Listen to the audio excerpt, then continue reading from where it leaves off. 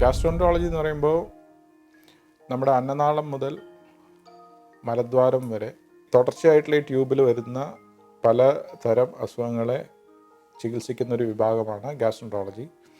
ഇത് കൂടാതെ തന്നെ ഗാസ്ട്രോൻട്രോളജിയിൽ കരൾ വരും, കരളിൻ്റെ അസുഖങ്ങൾ, പാൻക്രിയാസ് എന്നൊരു ഗ്രന്ഥി, വയറിൻ്റെ പിന്നിലായിട്ട് പാൻക്രിയാസ് എന്നൊരു ഗ്രന്ഥിയുണ്ട്, അതിൽ വരുന്ന അസുഖങ്ങൾ, പിത്തസഞ്ചി സംബന്ധമായിട്ടുള്ള അസുഖങ്ങൾ, ഇതെല്ലാം ചികിത്സിക്കുന്ന ഒരു വിഭാഗമാണ് ഗാസ്ട്രോൻട്രോളജി എന്ന് പറയുന്നത്.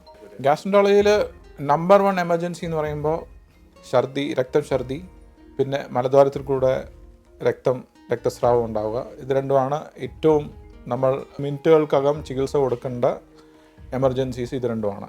കഠിനമായിട്ടുള്ള വയറുവേദന, അതിപ്പോൾ പല കാരണങ്ങളുണ്ടാവാം. ഉദാഹരണം പറയുകയാണെങ്കിൽ അൾസർ കൊണ്ടുള്ള കഠിനമായിട്ടുള്ള വയറുവേദന, ഈ പാൻക്രിയാസ് എന്ന ഗ്രന്ഥിയിൽ നീർക്കെട്ട് വന്നിട്ടുള്ള വയറുവേദന, 90% കേസുകളും ഇത് രണ്ടും ബന്ധപ്പെട്ടമായിട്ടുള്ള കേസുകളായിരിക്കും.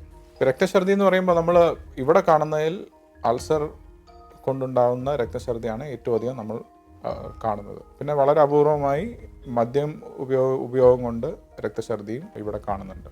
വയറുവേദന എന്ന് പറയുമ്പോൾ നമ്മൾ രണ്ടായിട്ട് തരംതിരിക്കാം. ഒന്ന്, എമർജൻസി ആയിട്ട് സർജറി ആവശ്യമുള്ള തരത്തിലുള്ള വയറുവേദനയുണ്ട്. ഉദാഹരണം പറയുകയാണെങ്കിൽ അപ്പൻഡിക്സ്, പിന്നെ പിത്തസഞ്ചിയിൽ കല്ല് കുടുങ്ങുക. ഇത് രണ്ടും സർജറി എമർജൻസീസാണ്. എമർജൻസി എൻഡോസ്കോപ്പി എന്ന് പറയുന്നത് നമ്മൾ പൊതുവേ ചെയ്യുന്നത് രക്തസ്രാവം ഉണ്ടാകുമ്പോഴാണ്. അതിൻ്റെ കാരണങ്ങൾ ഒന്ന് അൾസർ, അതായത് വ്രണങ്ങൾ, അത് വയറിനകത്തുള്ള വ്രണങ്ങളാവാം, കുടലിനകത്തുള്ള വ്രണങ്ങളാവാം. ഈ 2 വ്രണങ്ങളും നമ്മൾ വായിലൂടെ അല്ലെങ്കിൽ മലദ്വാരത്തിൽ കൂടെ ക്യാമറയുള്ള ട്യൂബ് കടത്തി കാരണം കണ്ടുപിടിച്ച് അതിൻ്റെ തക്കതായ ചികിത്സ കൊടുക്കുകയാണ് ചെയ്യുന്നത്. ഒരു ഫാർമസി പോയി വയറുവേദന എന്ന് പറയുന്നു, ഫാർമസിസ്റ്റ് അത് വേദന സംഹാരികൾ കൊടുക്കുന്നു. അത് എന്തുകൊണ്ട് വയറുവേദന വരുന്നു, ഈ കൊടുക്കുന്ന വേദന സംഹാരികളുടെ പാർശ്വ ഫലങ്ങൾ എന്തൊക്കെയാണ്, ഇതെല്ലാം അറിയാതെയാണ് പേഷ്യൻ്റ് ഈ മരുന്ന് കഴിക്കുന്നത്.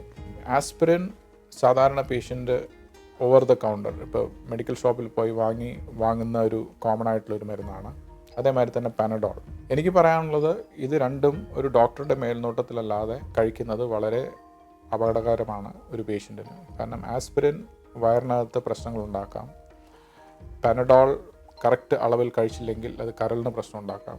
ഓൾവേസ് ഒരു കൺസേൺഡ് ആയിട്ടുള്ള ഒരു ഡോക്ടർ, ഒരു കാർഡിയോളജിസ്റ്റ് അല്ലെങ്കിൽ ഫിസിഷ്യൻ അല്ലെങ്കിൽ ഗാസ്ട്രോൻട്രോളജിസ്റ്റിൻ്റെ മേൽനോട്ടത്തിൽ മാത്രം ഇങ്ങനത്തെ മരുന്നുകൾ കഴിക്കുക.